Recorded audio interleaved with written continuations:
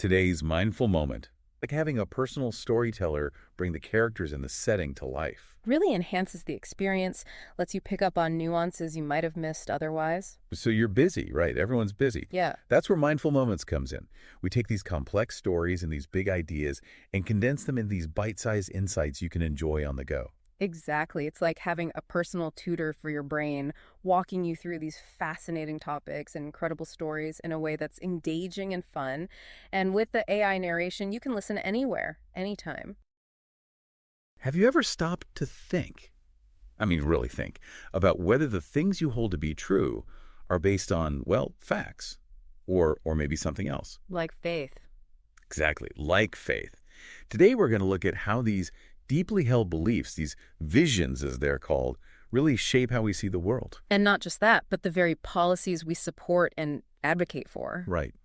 You sent over some really thought-provoking material for this, and I'm hoping we can kind of unpack these core beliefs. Absolutely. These visions, these fundamental sets of convictions about, well, everything really, about human nature, about how society works, about justice. It's fascinating how they tend to play out these beliefs Consistently, right? consistently across such a wide range of issues. You think about it, the commentators, the writers you follow, chances are you'll notice this through line in their perspectives. On everything. Foreign policy, education, crime. It's rarely just a random collection of opinions, is it?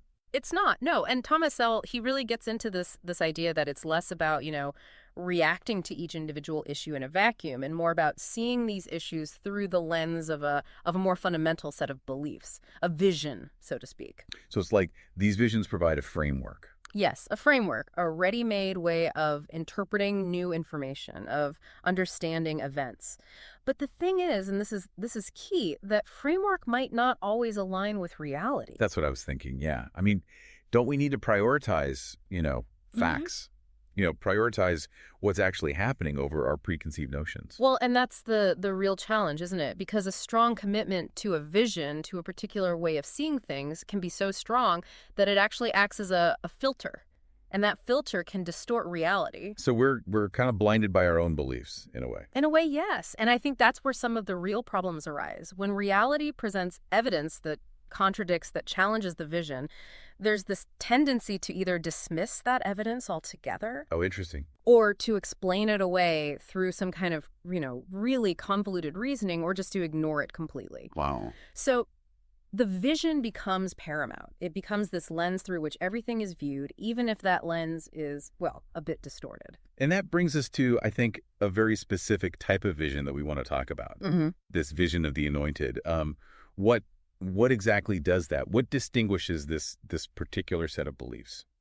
So this vision of the anointed is something you typically see among certain, well, intellectual and political elites. Okay. And one of the core tenets of this vision is it's a real belief in their own superior wisdom and virtue.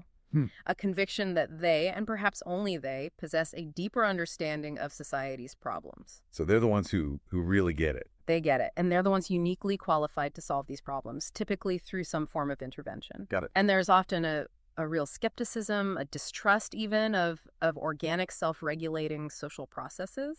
By systemic, you mean things like markets naturally adjusting or communities kind of figuring things out on their own. Exactly. Things that might happen without their guidance, without their oversight.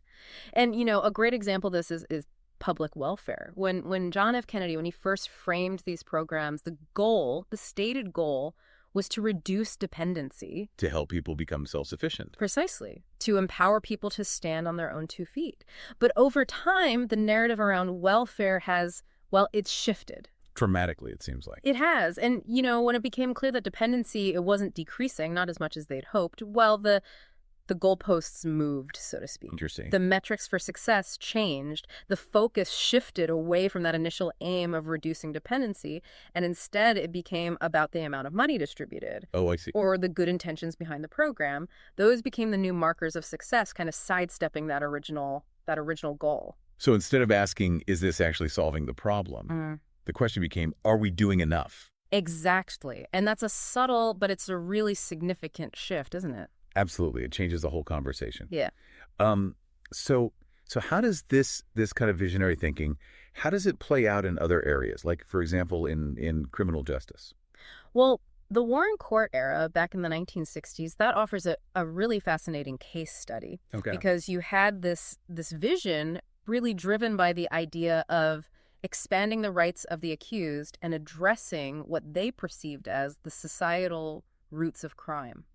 So they implemented some pretty significant changes to criminal law procedures. And what was the outcome of that? Well, what followed was an actual increase in homicide rates. Oh, wow. And that was, that wasn't what they were expecting. Those who had championed these reforms, it wasn't the outcome they'd envisioned.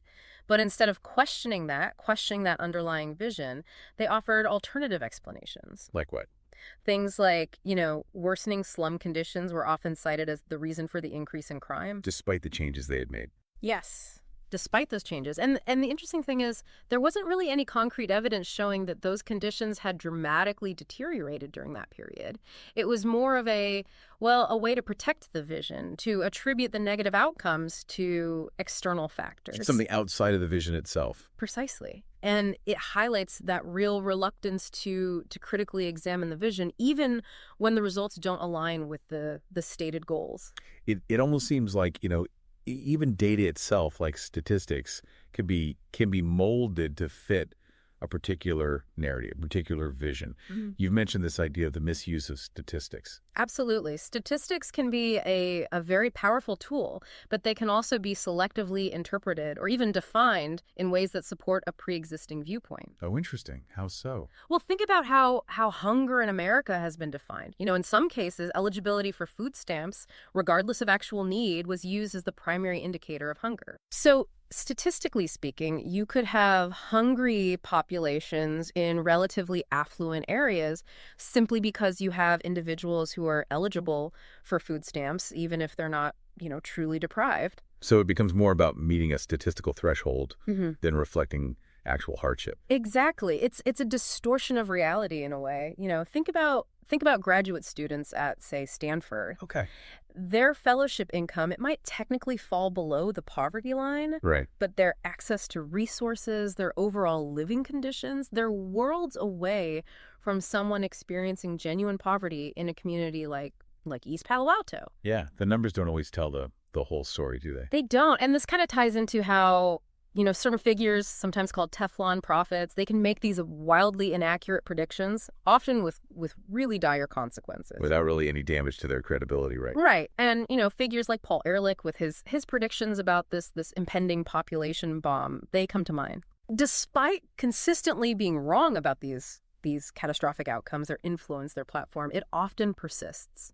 And sometimes I think these predictions, they serve a kind of power agenda, a desire to implement their vision on a larger scale, even if it means, potentially coercive means. It's like the conviction, the belief in the vision, it outweighs the importance of empirical accuracy. Right. Facts don't seem to matter as much as the vision itself. And we saw a similar dynamic play out with gasoline price controls back in the 1970s. Oh, really? Yeah, you had all these experts predicting that if price controls were lifted, get ready for massive price increases. But that's not what happened, right? No. Yeah.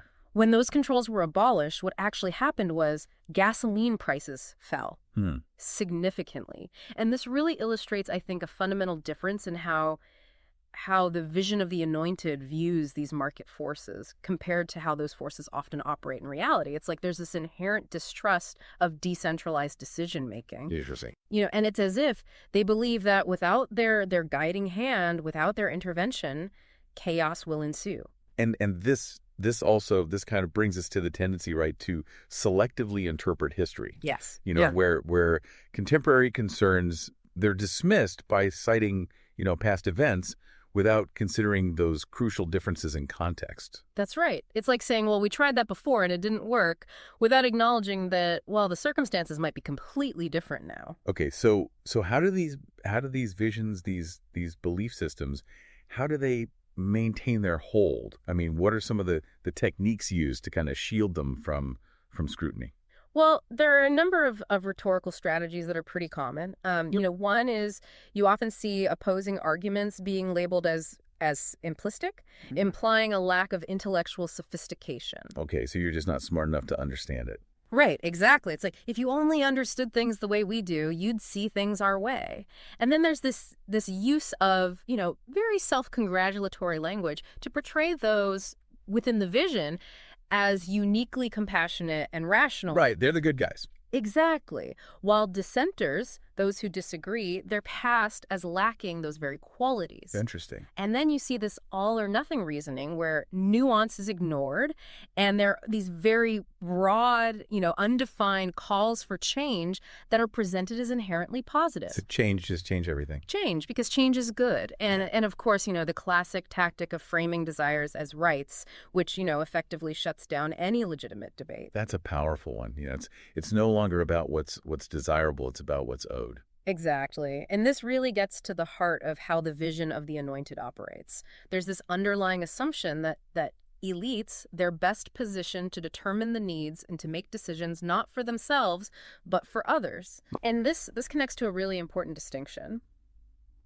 The distinction between judging merit, which is inherently subjective and difficult, and rewarding performance, which is much more observable. Okay. And critiques of market outcomes, critiques of how things work out in the real world based on this perceived lack of merit are really common within this vision, even though objectively measuring merit is, well, it's incredibly elusive. So you're saying it's not always about whether someone is, deserving in some abstract sense. It's not. And, within this framework, the political spectrum itself is often defined with their own views at the very center. And any opposition, any disagreement is simply labeled as the right, as if that encompasses the entirety of alternative perspectives. Right, as if there's only one right way to see things. Exactly. And this is interesting. Even language itself can be inflated and redefined to fit the vision. You see terms like violence, for instance, being used to describe, social conditions or policies that someone simply disagrees with, regardless of whether there's any actual physical harm involved. And this kind of stands in stark contrast to the whole concept of the rule of law. Right, which is about consistency, about the consistent application of established rules. Precisely. While this vision of the Anointed, it's more aligned with a broader, more subjective pursuit of what they might call cosmic justice. So the focus can shift from upholding these legal principles to trying to achieve a desired social outcome, even if it means, stretching or bending the law. Exactly. And, Judge Bazelon, he articulated this view quite clearly, saying that the aim should be to actively compensate for perceived societal inequalities within the legal system itself. Mm-hmm. So it's not just about applying the law equally. It's about using the law to engineer a particular outcome. And this perspective often views negative outcomes as someone's fault. Someone must be to blame. Right. And that can lead to this really broad expansion of concepts like discrimination and liability. So everything becomes someone else's responsibility. In a way, yes. And this kind of brings to mind a really interesting project, Mindful Moments and our podcasts. It's this AI audiobook analysis YouTube channel where, much like what we're doing here, the goal is to really delve deep, to critically examine the underlying assumptions, the narratives within complex texts, to look beyond the surface level and to really understand the deeper implications of what's being said. That's fascinating.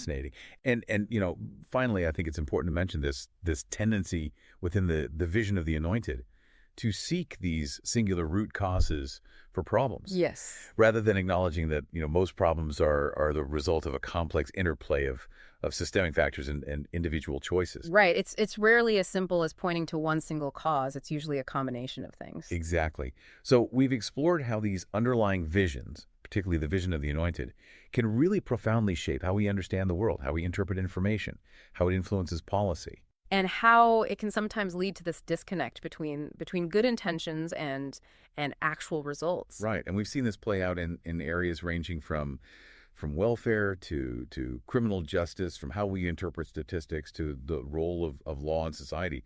It's a lot to think about. It is. It really prompts you to consider the foundations of your own beliefs. It really does.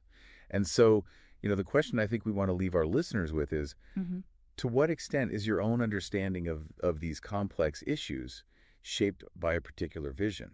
And are you open to engaging with perspectives, with evidence that might challenge those core assumptions? That's a crucial question for all of us. And, if you want to continue this exploration of critical thinking, of these underlying beliefs, please subscribe and share this discussion with others. And you can find the book we've been discussing. The link is in the show notes. Absolutely. Yeah. But most importantly, we just encourage you to be mindful, to think critically about the information you encounter, and to always consider those fundamental assumptions that might be at play. Because sometimes what we see isn't always the whole picture. Exactly. Thanks for listening, everyone.